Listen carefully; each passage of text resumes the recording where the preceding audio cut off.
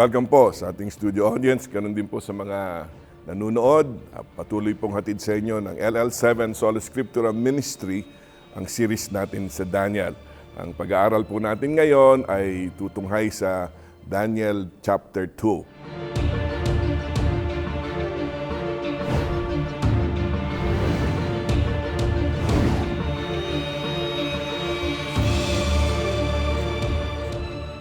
Tayo magpasimula, laging gawa natin, tayo mananalangin, tayo po yumuko.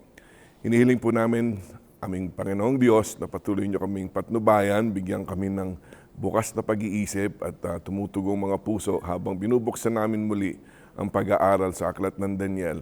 Nawa makita namin muli ang kaluwalhatian ng aming Panginoon at kung paano siya ay pumunta rito sa lupa upang maging bahagi ng kasaysayan, hindi lamang kasaysayan ng mga bansa, kundi kasaysayan rin ng aming kaligtasan. Tulungan po kaming makaunawa at tulungan din po kaming tumugon. Hinihiling po namin lahat sa pangalan ng aming Panginoong Jesus. Wala na akong pake. Bahala na. Kes, sira. Alam niyo ba kung saan nanggaling yung bahala na? Dalawang Filipino words ang ginamit doon. Bathala na. Alam niyo ibig sabihin ng bathala? Di ba? Bathala has reference to God. Kaya pag really, it was very religious nung sinabi lang bathala na, bahala na si Bathala. God will just take care. Kaso, nung tumagal yan, naging very fatalistic. Anong sabi nila sa Spanish? How do you translate it? Nandiyan sa slide. Kaya sira, whatever will be, will be. Wala na akong bale. Hindi ko alam kung ano mangyayari. I really don't care. Nagiging fatalistic. Hindi yun ang purpose kung bakit na binigyan tayo ng bathala o binigyan tayo ng Diyos. Another evidence for this is you will notice that there are 1,750 newspapers with horoscope columns. Mediums and fortune tellers are all around us. There are 2,000 mediums in Zurich and 1 fortune teller for every 120 citizens in Paris. Sino sa inyo ang nagpapasa ng horoscope pag umaga? Walang horoscope dati. Pero ano ba tinitignan sa horoscope? Lalo pa pag malapit na yung Valentine's. Tignan natin. In love kaya siya sa akin? In love niya. Tinitignan natin yung horoscope. Pero parang halos it's almost superstitious. You think that if you read the horoscope, it's able to tell you what will happen in the future. Ngayon meron ng concept na binibigay sa Bible about telling what will happen in the future. We talk about prophecy. And there are two types of prophecies. The first type of prophecy is what we call classical prophecy. Classical prophecy deals with the contemporary situation, contemporary persons. Kung nangyayari, prophecy is just a proclamation.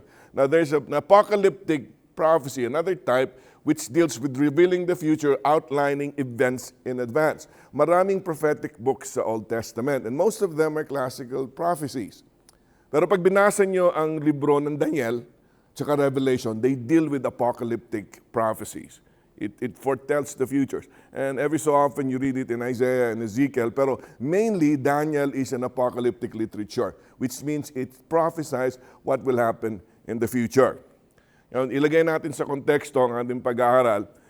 The United Nations is an international organization that replaced what they call the League of Nations. Bakit nagkaroon ng League of Nations? There was a First World War. Nung nagkaroon ng First World War, ang daming namatay, nagpapatayan lahat ng tao. Kaya nagtipon-tipon ng mga bansa. Sabi, hindi ito pwede.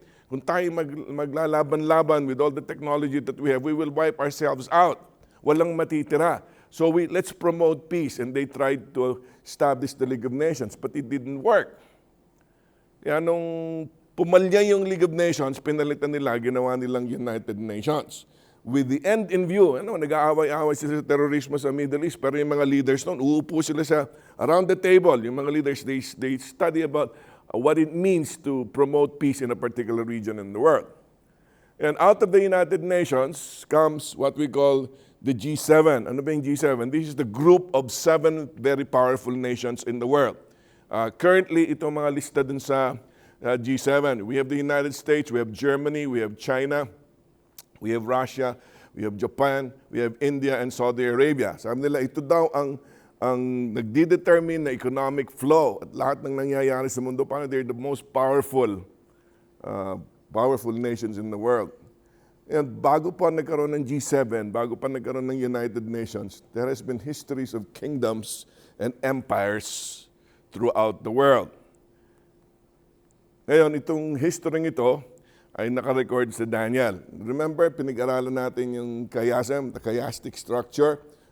We will go to the chiastic structure again. Ulitin natin, ang Daniel has 12 chapters.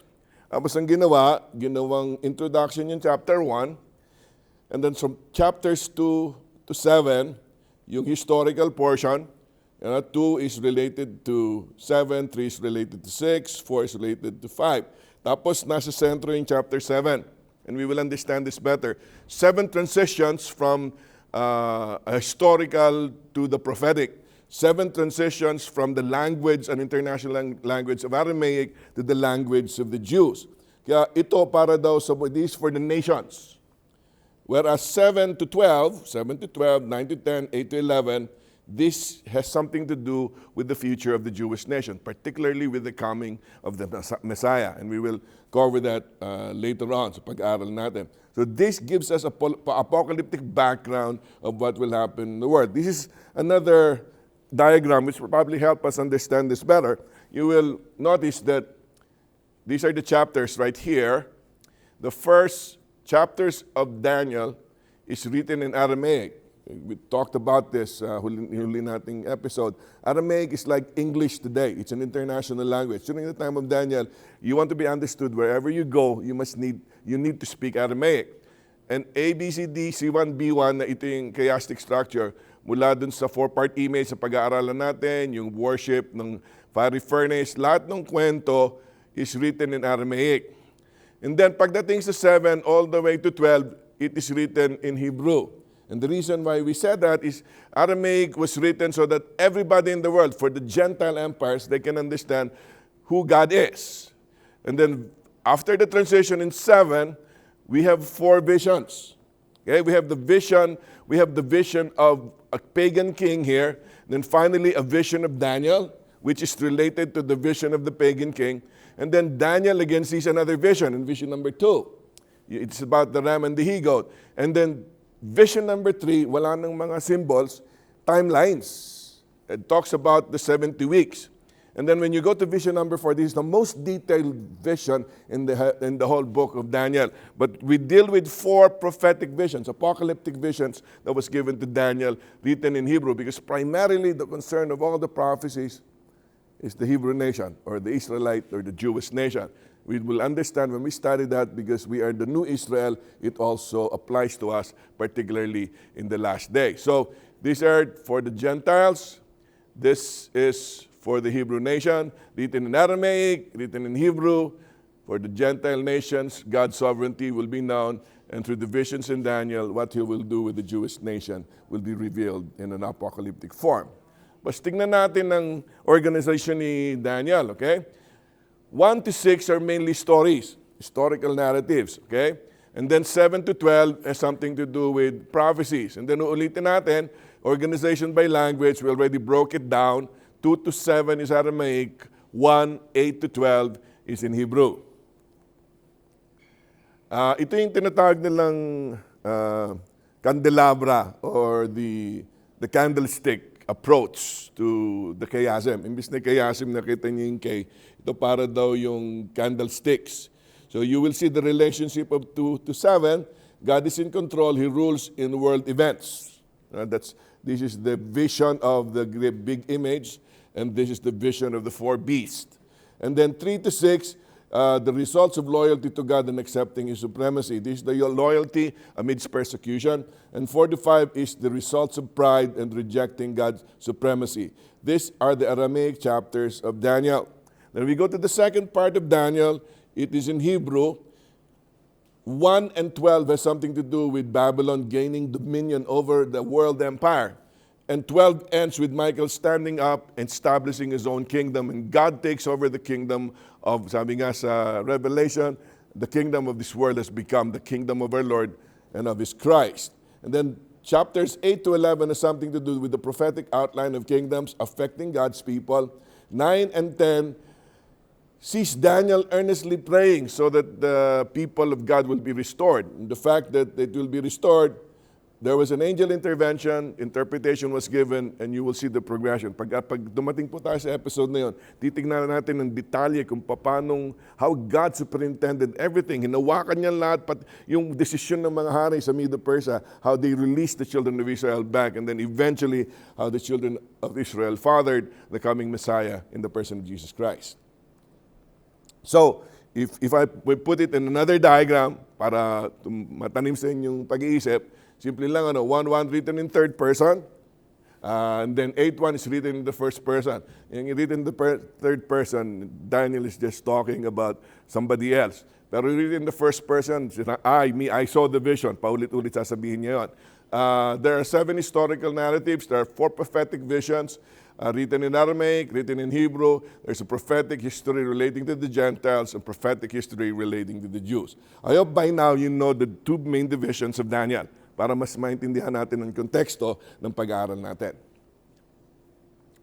Ito ang chronological order, not because there's Daniel 1 to 12, that means 2 came after 1, 3 came after 2.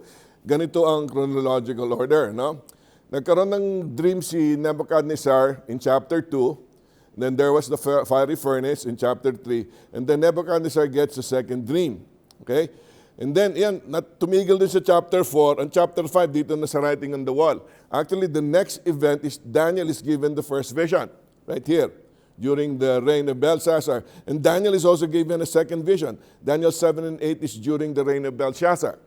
And then there was a writing on the wall, we will cover that pretty soon, when Babylon was conquered by the Medo-Persian. And then Daniel sees a third vision, and then Daniel is thrown into the lion's den. There's an incident, and the final vision in 10 and 11, 12 after that. So, hindi porke 1 to 12, magkakasunod rin chronologically. Ito ang pagkakasunod-sunod ng events sa book ng Daniel. There are 3 approaches in studying Daniel, and this is very common in studying apocalyptic literature. And depending on your approach, you will begin to understand future events on your perspective. Kaya kadalasan, and we will cover this towards the end of our study, anong pangkaraniwang paniniwala ng tao sa last days? Pag tinanong niyo mga kaibigan niyo, what will happen in the last days? What should you prepare for? Di ba, nadidinig niyo na yan? You must be ready for the rapture. Nadinig niyo yan, secret rapture. The most popular belief today is the secret rapture. Meron silang sariling website. In fact, it has been popularized by the Left Behind series. Very recently, nagkaroon ng movie on the Left Behind. A repeat of the original, ang bida ngayon, si Nicolas Cage, di ba, lumabas yun. But the Left Behind has something to do with the church being raptured. After the church is raptured, there will be 144,000 Jews left. They will preach in Palestine. Some will be converted, and Jesus will come back. Yun tinitignan ng mga tao. Pero kaya naniniwala sila sa secret rapture, meron silang perspective, and that's actually the perspective of the futurists. So we'll go to this one at a time. Pero ito yung summary. Ang preterist, the preterist position will tell you that Daniel sees the fulfillment of prophecies in the past. Lahat ng mababasa niyo sa Daniel, nangyari na. Kaya preterist ang tawag, no? Kung nag-aaral kayo ng Spanish. Preterito, imperfecto. Pag sinabing preterito, it's past. Yung pag future, sabi nila, ang fulfillment ng maraming apocalyptic prophecies ni Daniel, hindi pa nangyayari. Mangyayari sa future. And meron naman tinatawag na historicist view, which is my own personal view, and I think which is the view of most sound biblical interpreters, biblical students. Ang tawag nila historicist. Bakit historicist? Because it views Daniel's prophecies as flowing from the past to the future in history. Kaya tinawag na historicist, may history daw ang prophecy. From the beginning all the way to the end. From the beginning, remember when the conflict started, when Adam and Eve fell, and tapos all the way hanggang ma-restore with the lost paradise. Every event sinusundan ng history, and there's a progression of the events. Hindi tumatanong sa future, hindi tumitigil sa past. And the basic study that we're doing in Daniel right now, basically, is based on a historicist perspective, which I think is the most biblical out of the 3. Paano pag tinignan natin ng pagkakahanay ng mga propesya, lahat ng hula sa kinabukasan, mas align sa historicist approach ang pag-aaral. Ito ang summary sa isang diagrammatic form, so you'll better appreciate what it means. Ito pag ikaw ay preterist, ang paniwala mo dun sa head of gold, Babylon, Media, Persia, Greece, Antiochus. Kita mo, walang Rome dyan. Alam niyo kung bakit walang Rome? Paano future pa yung Rome ng kapanahon ni Daniel? Sa historicis naman, Babylon, Medo-Persia, Greece, pagan Rome, and papal Rome. Okay, it ends with Rome as a pagan empire, and then papal Rome takes over. The futurist has Babylon, Medo-Persia, Greece, Rome, and then the last part is not papal Rome. Instead, it is what we call the Antichrist. In fact, the reason why there's a secret rapture is so that the church can be removed and they will not suffer under the Antichrist. Okay, we will cover that lengthily in one episode. Ito yung pag-aaral, ito yung big image, Babylon, Medo-Persia, Greece, and Rome. Sabi ng preterist, dito tapos na. Sabi ng futurist, mangyayari pa in the future. Whereas historicism follows this. Ito yung dito, sunod-sunod yan, walang patid until the end when Jesus comes back and restores the kingdom. There is the 490 years which will be covered in the prophecy in Daniel 9. Talks about how the Jews will be restored, and after the Jews are restored, Messiah will come, he'll be anointed here. The cross is one of the greatest prophecies in the Old Testament about the coming of Jesus. The Messiah will be cut off, and then the giving of the gospel to the Gentiles. Kung titignan mo yung from a historical standpoint, tuloy-tuloy lang yan, mula 457 BC hanggang 34 AD. Ngayon ang futurists, babaguhin yan. Ang ginawa ng futurists, pinutol nila. There's a gap. They call it a gap theory. Sabi nila, natapos yung 69 weeks ni Daniel, tapos nagkaroon ng putol, there's a gap, pumasok yung church. This is the age of grace. Pagkatapos ng church, na-rupture yung church, babalik yung 70th week. Okay, kaya tinawag na futurist, wala pa yung 70th week. Week 70 will still come in the future when the Antichrist will come. Okay? I just want to understand that because depende sa kausap nyo pag nag-aaral kayo ng Daniel Revelation, pag sinabi sa yung secret rapture, alamin nyo nagagaling sila sa futurist perspective. But the legacy that Bible teachers have given us from the Reformation is a historicist view of apocalyptic literature. Okay, punta na tayo ngayon sa Daniel 2. Daniel 2 has been called the ABCs of prophecy, the fundamentals of prophecy, or prophecy 101. Without knowing what Daniel 2 is about, you will not understand apocalyptic literature. And apocalyptic literature is based on a dream that Nebuchadnezzar had. Okay, let's go through three characteristics of an everlasting Christ. You will see Christ here in the story and how everlasting he is. The three O's of divinity. The first is the omniscience, all-knowing Jesus Christ. In the second year of the reign of Nebuchadnezzar, Nebuchadnezzar had dreams. His spirit was troubled and his sleep left him. So the king of Babylon, when Daniel was taken captive, was Nebuchadnezzar. And Nebuchadnezzar was sleeping one night. He couldn't rest. Sino sa inyo na naginip na hindi kayo mapakali? Yung panaginip nyo parang bangungot. Nakakatakot, you didn't want to wake up. This is a king. He's so powerful, and yet as powerful as he is, he was so perturbed. He was terrified by the dream. Babasahin nyo nga, his spirit was troubled. Paano sabi dito? The king commanded the magicians, the enchanters, the sorcerers, and the Chaldeans to be summoned to tell the king his dreams. Ibig sabihin, hindi lang niya minsan napanaginipan, paulit-ulit bumalik yung picture sa dream niya. And it's a very terrifying dream. He couldn't stop thinking about the dream. More than that, he forgot the dream. Imagine na naginip ka, takot ka sa panaginip mo, pagising mo, hindi mo maalala panaginip mo. That was the state of Nebuchadnezzar. So he summoned all the wise men. And the king said to them, I had a dream, and my spirit is troubled to know the dream. Then the Chaldeans said, the Chaldeans are the Babylonians. It's another term for Babylonians, the land of the Chaldees, or the Chaldeans. The Chaldeans are the scholars. Remember, they went to school for 3 years, kasama si Daniel, si Shadrach, Meshach, and Abednego. They said, O king, live forever. Tell your servants the dream, and we will show you the interpretation. Sabi nila, sige king, okay lang yan. Kaya mo kami tinrain para malaman namin paano interpret yan. Pero sabihin mo sa amin panaginip mo. When you tell us the dream, bibigay namin sa iyong kahulugan. We will interpret the dream for you. The word from me is firm. If you do not make known to me the dream and its interpretation, you shall be torn limb from limb, and your houses shall be laid in ruins. Grabing hari ito, no?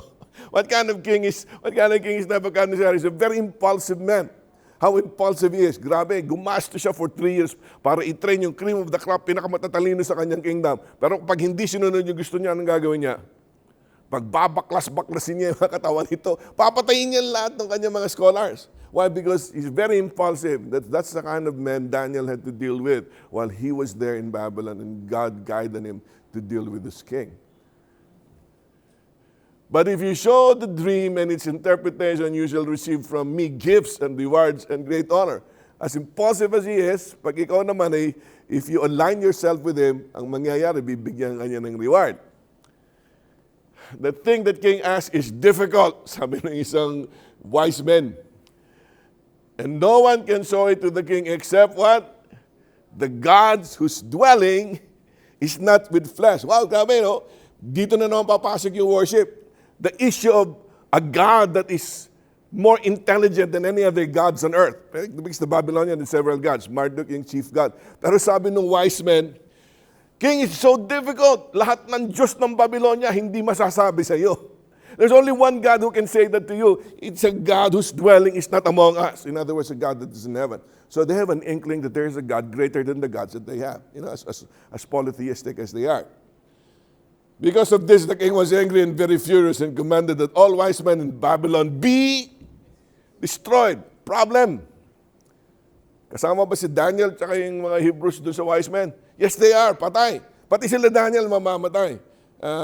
Why Daniel and the 3 Hebrews were not there in the initial audience, we do not know.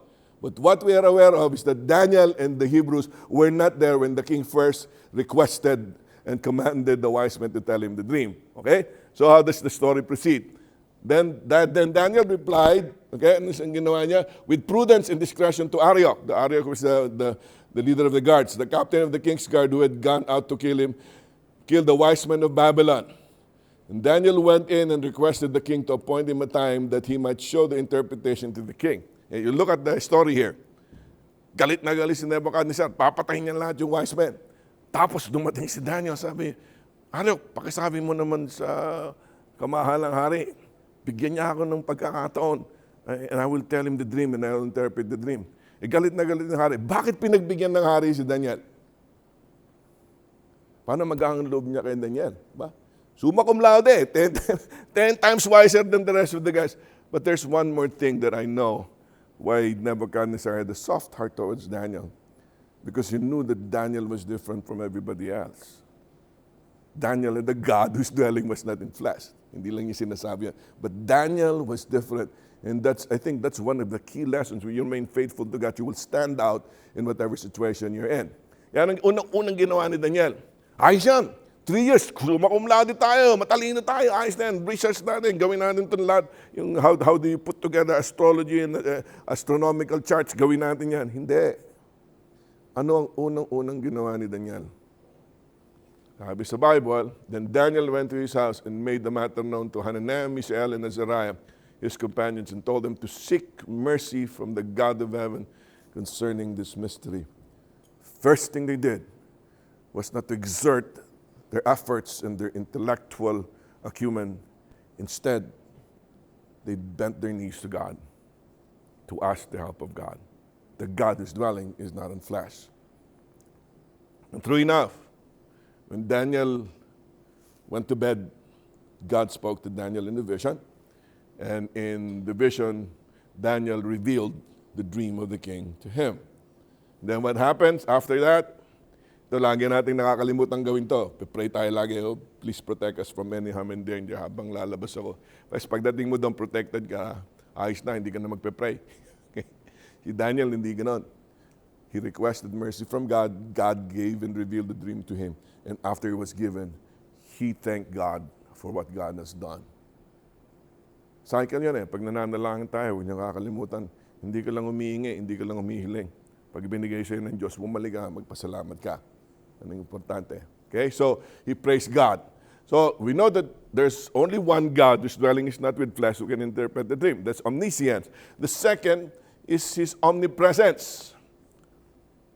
No wise men, enchanters, magicians, or astrologers can show to the king the mystery that the king has asked. But there is a God in heaven who reveals mysteries, and He has made known to the king Nebuchadnezzar what will be in the latter days. How did Daniel go?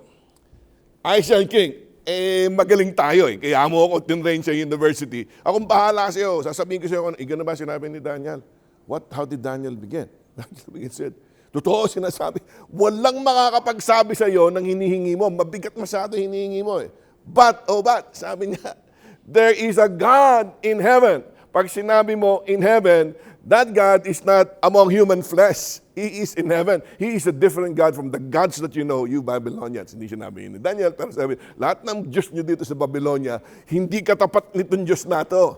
He is a different kind of God. But this God will interpret to you the dream.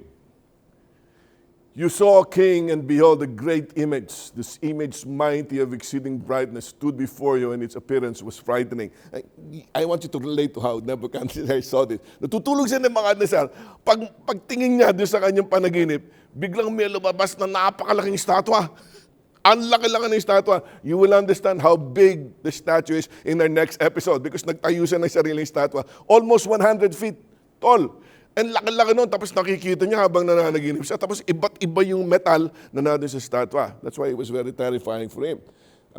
The appearance was frightening. The head of this image was what? Of fine gold. Its chest and arms are silver. Its middle and of thighs of bronze. Its legs of iron. Its feet partly of iron and partly of clay. As I look, a stone was cut out by no human hand. Basta may lumabas na lang daw ba to? And it struck the image on its feet of iron and clay and broke them to pieces. The stone that struck the image became a great mountain and filled the whole earth. Kaya mga laki-laking image, iba't ibang metal na kita, gold, silver, bronze, iron and clay. And then there was a stone that hit the image. Okay? What happened after the stone hit the feet and it crumbled to pieces and then it became a big mountain. In G's, ganun yung dream. That's the dream. Yan ang tanong, what's the meaning of the dream? You, O king, ano sabi niya? You're the king of kings. Hindi nang bobola si Daniel. Sabi ni Daniel, tunay, ang pinakamagaling na, the greatest king of that kingdom, of that civilization at that time, was Nebuchadnezzar, the king of the Neo-Babylonian Empire. It was the greatest kingdom during their time. Yan tawag sa kanya, King of Kings, because there are so many kings, but of all the kings, ang pinakamagaling na king ay si Nebuchadnezzar. To whom the God of heaven is given the kingdom, you are the head of gold. Makikita natin yung sakop ng Babylon. Ang laki niyan, ito yung Middle East. Mula sa Babylonia, Samaria, hanggang Egypt. Daladala niya dito, mula sa Lydia hanggang doon. This is the Babylonian kingdom, the Babylonian empire. Sabi ni Daniel, this is the head of gold. And then after Babylon, another kingdom inferior to you shall rise after you. What is that kingdom? That kingdom is the Persian Empire. To date, sabi ng mga historians, the largest empire in the history of the world is the Persian Empire. Wala daw lalaki sa Persian Empire in its scope. Bakit silver lang? Hindi katumbas ng gold. Paano sabi nila, even if the Persian Empire was so massive that it almost occupied the whole of Asia, no? You know, dito sa hanggang Egypt, hanggang India pa, the Middle East. Bakit inferior? Because when it comes to splendor and glory and culture, Babylon was greater than Persia. Yung gold, mas maraming gold sa Babylon. But more than that, the culture of the Babylonian permeated the Persians. Ang culture ng mga Persians nanggaling sa Babylonians. Kaya they were not as great as the first kingdom. And then, a third kingdom of bronze will come, which shall rule over all the earth.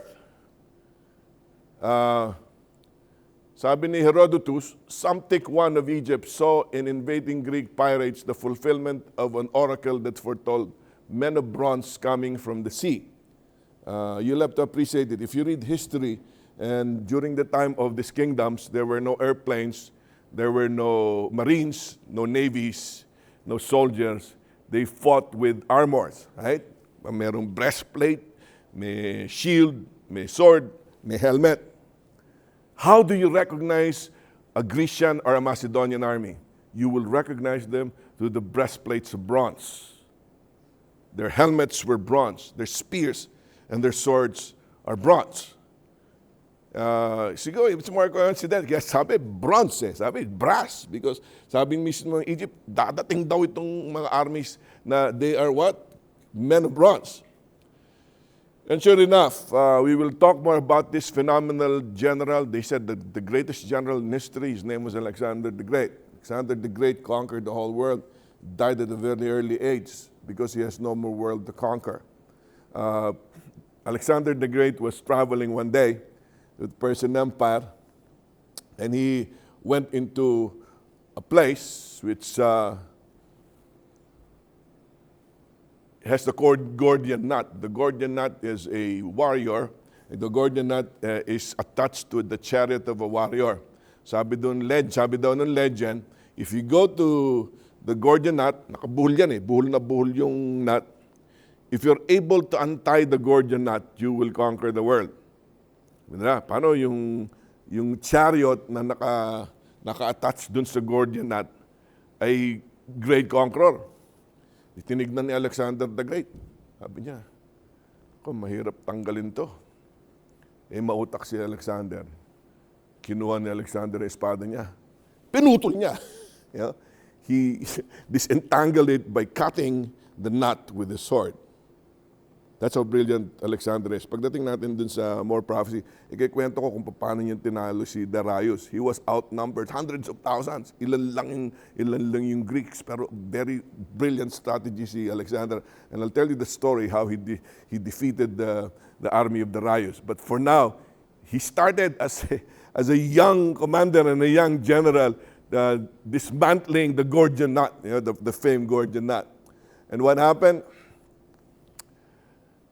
After Alexander won the entire world, all the way almost to India, he died early. He was given to his 4 generals, and eventually another kingdom came.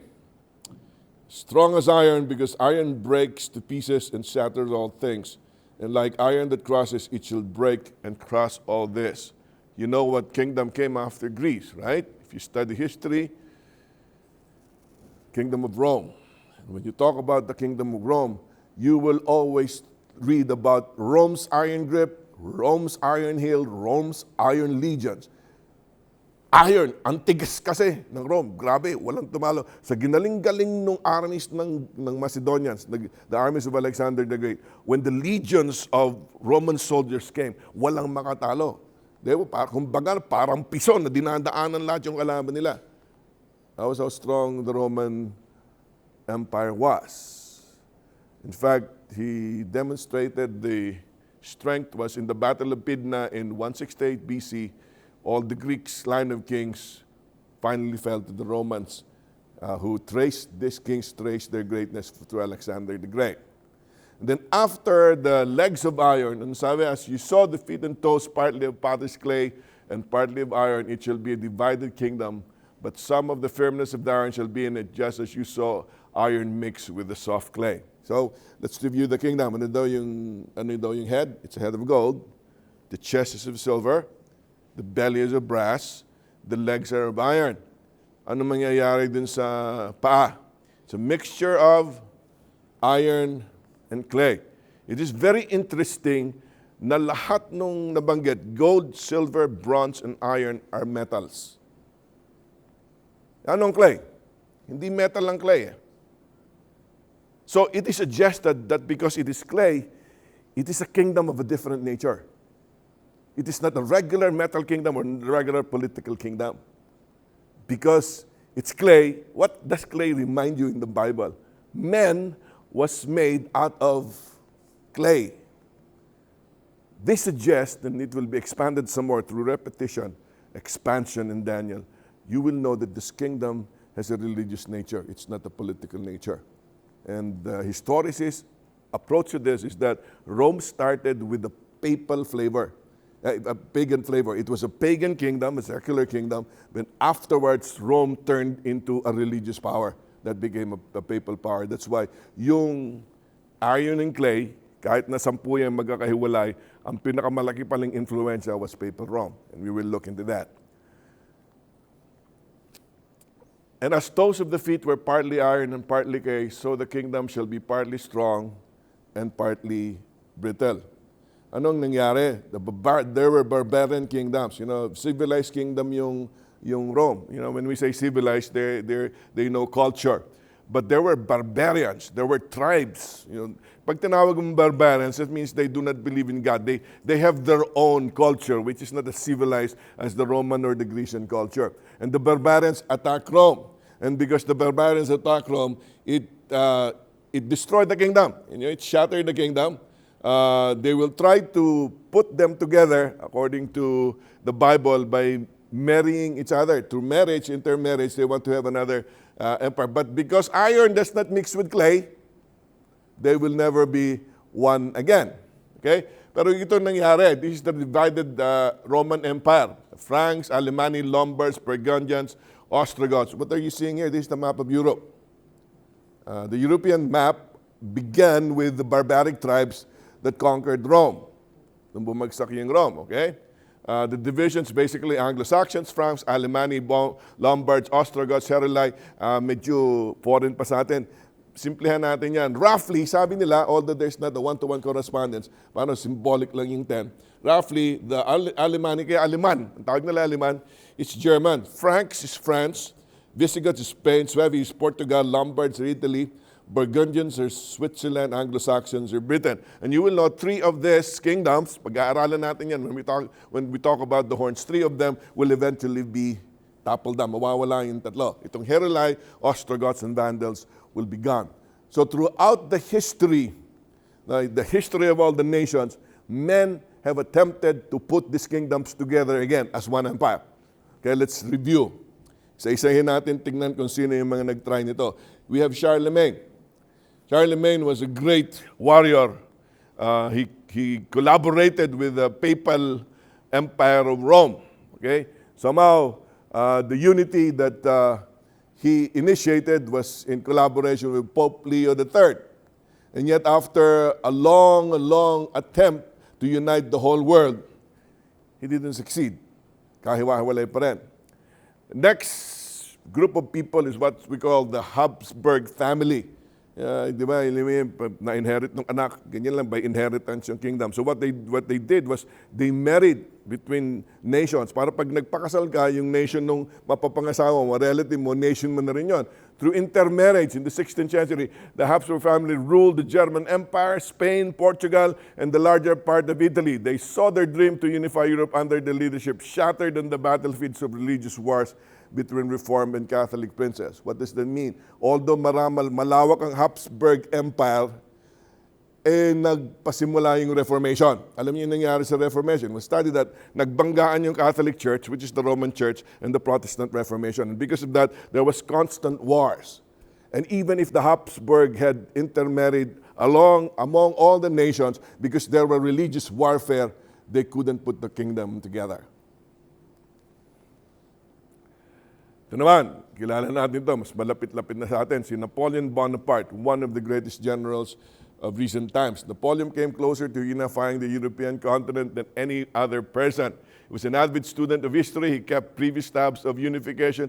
Tapos pinag-isip niya kung paano niya mapapagsama-saman lahat ang Europe. But Napoleon fell, remember, in Waterloo, he fell to the United Kingdom with the British forces.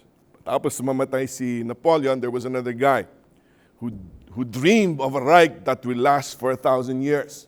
His name was Adolf Hitler. Grabe, he was the machine of conquest. Pinilit niyang atakihin, parang tangke de gera. Nilulusob yung lahat ng mga nations. And Adolf Hitler was very charismatic. He was almost cultic. People were bowing to him, almost like the son of a god. Sabi nila, he tried to conquer the whole world. Happened to Hitler, he ultimately faces defeat. Hindi rin natuloy yung unification. Tapos from Europe, punta tayo medyo dun sa east. Joseph Stalin. During the World War II, Joseph Stalin was the commander. You know, he was the leader and the dictator in Russia. He proceeded to annex parts of Poland and Romania and the Baltic states of Estonia, Latvia, and Lithuania. Pinagsama-sama lahat. Kaya hanggang ngayon, malaki pa rin ang Russia. And because malaki ang Russia, makikita natin yung effect ng ginawa nila Joseph Stalin. But despite, natanda nyo, we covered this, we still have the sarcophagus of Stalin. Nakikita pa nila yung tao because they still revere Stalin.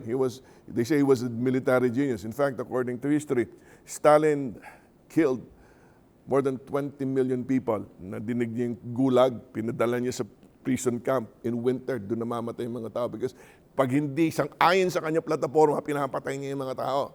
And that's the way he wanted to rule the world. And because that was the approach, and hindi magtatagal, hindi rin nagtagumpay si Stalin.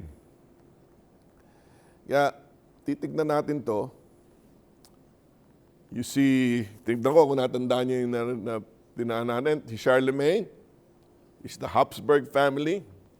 You have Napoleon Bonaparte, we have Adolf Hitler, and we have Joseph Stalin. They attempted to put the world together. I mean, with my military genius and the forces that I have, maybe my military force, I will put everything together to be one empire and I will be the leader. They tried their level best to do this, but they failed. Why did they not succeed? Because the Bible's apocalyptic prophecy says, they will not hold together just as iron does not mix with clay. What does this tell you? This tells you na although marami kang warning ngayon sa newspaper, may terrorism dito, may nagpapatayan doon, hindi natin alam kung maggegera na sa Middle East, sino na ba papasubugin ng susunod? Doon pa sa United States, magpupugot na naman ba ang ulo sa Abu Sayyaf? Nagkakagulo-gulo na yung mundo. Hindi ang tao ang nagpapalakad. God is in control.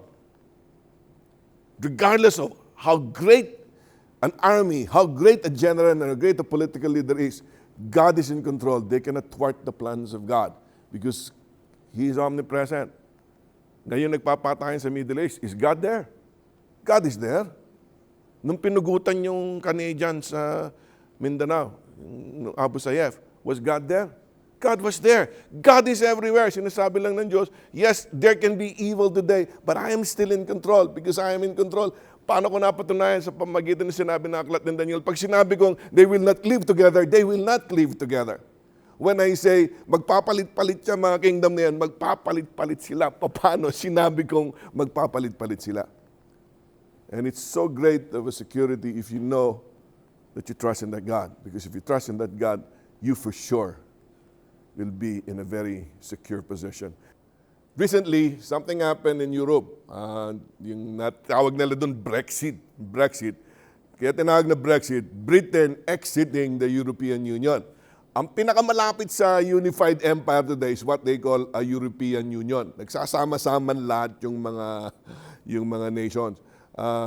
Nasa airport kami noon nung nangyari yun eh. Pagdating namin, siyempre pagdating sa Pilipinas, maglakad dito na wala kaming pera. Nagpapalit kami ng pera. Basta nagpapalit kami ng pera, sabi dun sa currency exchange, the British pound just went down almost 10 points. Sabi niya, the lowest it went down in history. Bakit? Ito yung high-ranking official sa Britain, si Boris Johnson, sabi niya, the past 2,000 years of European history had been dominated by doomed attempts to unify the continent. Hindi yung Bible. This is a secular historian. Sabi niya, Napoleon, Hitler, pinanggit natin yan.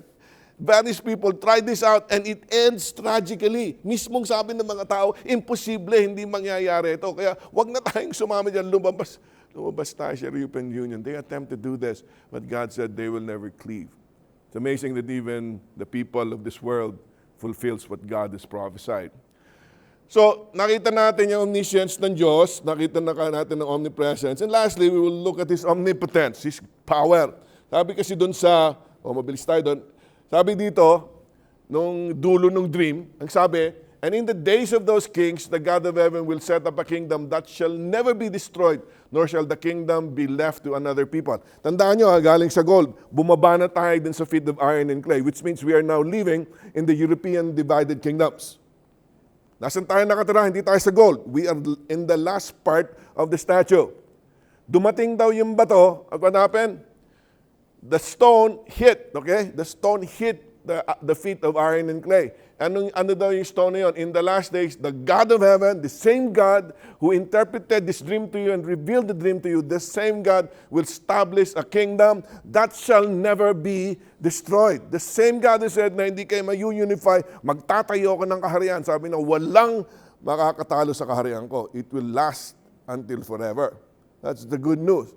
God wins in the end. Pag kumampi ka sa Diyos, regardless of what happens alongside, I'd much rather join a battle that will lose but be part of the army that will win the war. Di ba? Who cares kung malilit na batas na wala pa, pag ikaw nanalo sa digmaan. That's the ultimate point. Pag nasa side ka ng Diyos, you will be the ultimate winner. It shall break in pieces all these kingdoms. Mark this, importante. Bago daw magtayo ng kaharian ng Diyos, gigibain niyan lahat ng mga kaharian na nakita natin. As powerful as they are, all these kingdoms will be, and then bring them to an end. And His kingdom will stand forever. Let us review. Ito yung pinag-aralan natin. Please, tandaan nyo ito, paano lahat ng future references.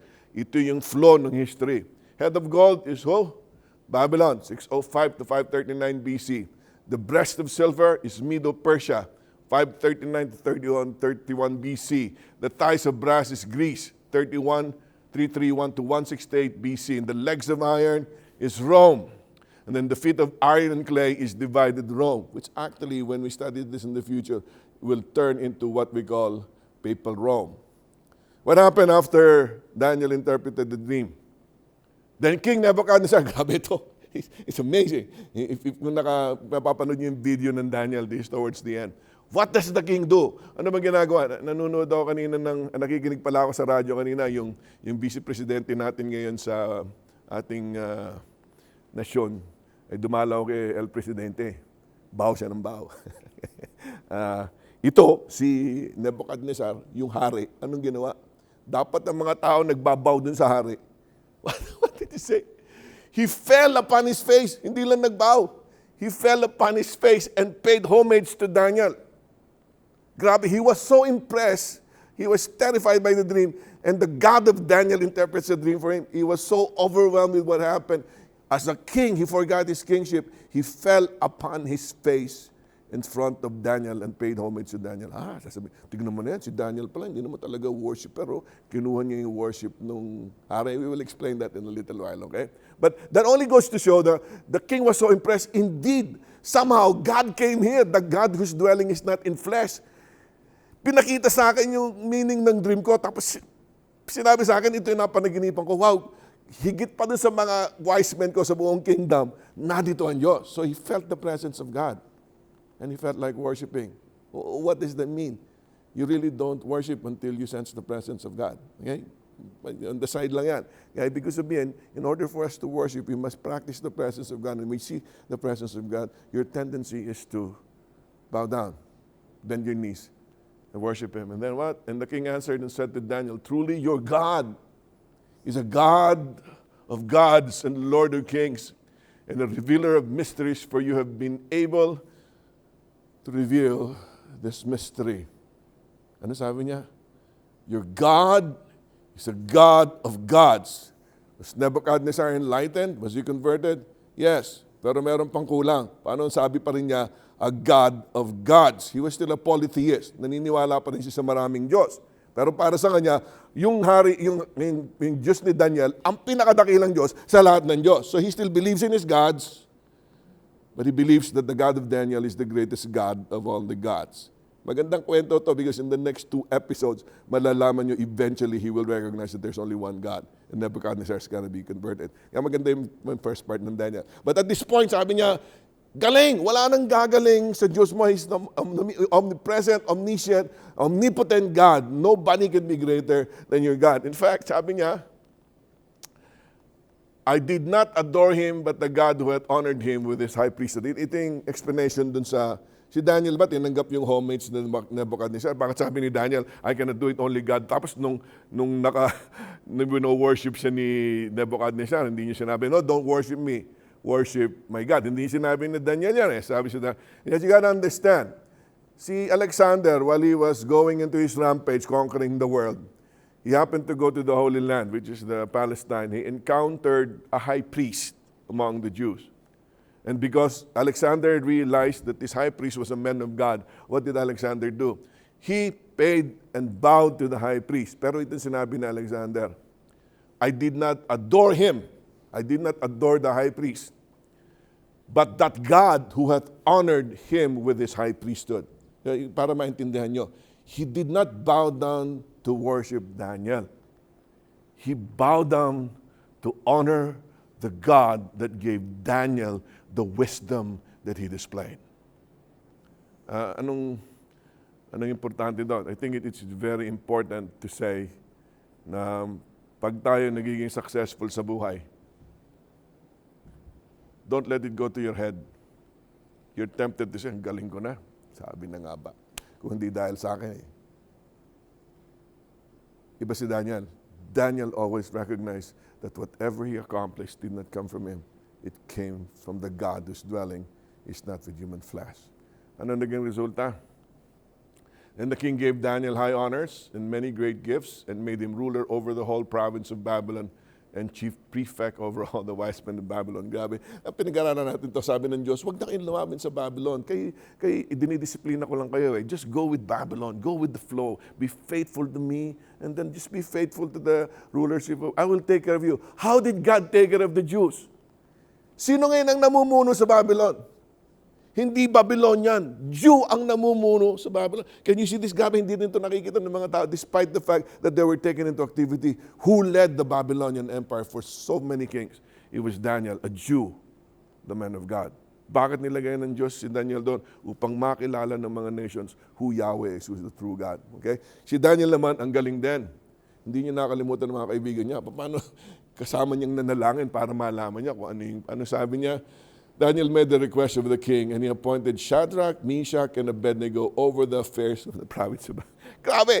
Leader na sa buong Babylon si Daniel. Sabi niya, marami kong mga prefects and satraps niya, mga governors. Sino ilalagay natin? Ang ilalagay natin ay sino? Si Shadrach, Meshach, mga Jews din. Ang namumuno dito sa malaking empire na kumuha sa Jews as captives are being ruled by the Jews. It's amazing how God really moves. Kaya reviewin natin, ating nakita, we see the everlasting Christ in His omniscience when He gave Daniel the revelation of Nebuchadnezzar's dream. We see the everlasting Christ in His omnipresence, that in everywhere that it happened in history, God was there controlling the flow of nations.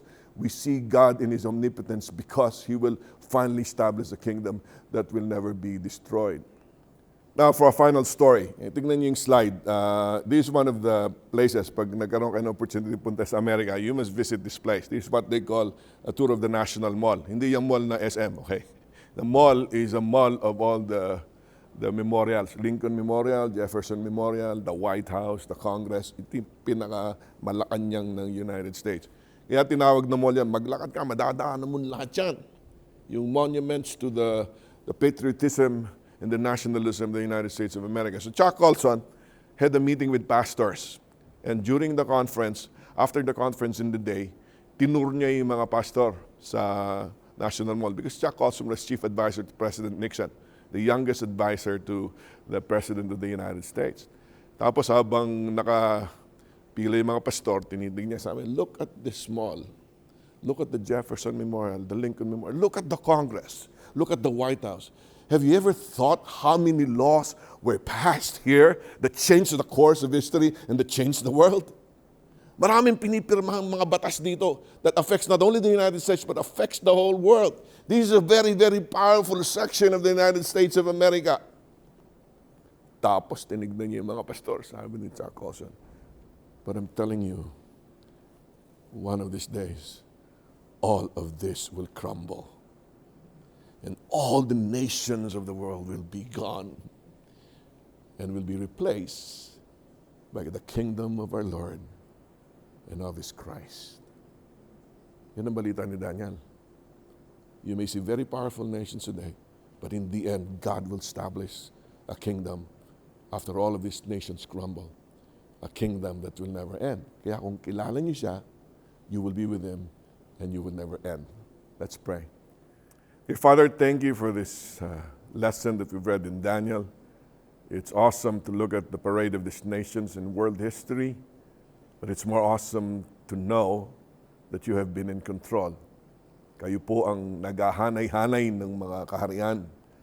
And the good news that one of these days, when all of these nations crumble, you will set up a kingdom that will last forever. Turuan po kami magtiwala sa inyo so we can be part of that kingdom. And once we become part of the kingdom, we can be with you forever. Not for ourselves, but only to bow down and worship you until eternity. In Jesus' name I pray. Amen. Salamat po sa inyong pagsama sa amin sa pag-aaral ng Daniel. Sa susunod pong episode, pag-aaralan natin yung patuloy na kwento. Maganda yun. Gagawin ni Nebuchadnezzar yung malaking image, pure gold. Para medyo kakalikutin ng kaaway ang kanyang pag-iisip. Makakalimutan niya ang Diyos. And then we will see what role worship and the seed of the woman who is Jesus Christ will play pagdating natin sa episode. Kaya po sa susunod na episode, we will wait for you. We will study Daniel once more.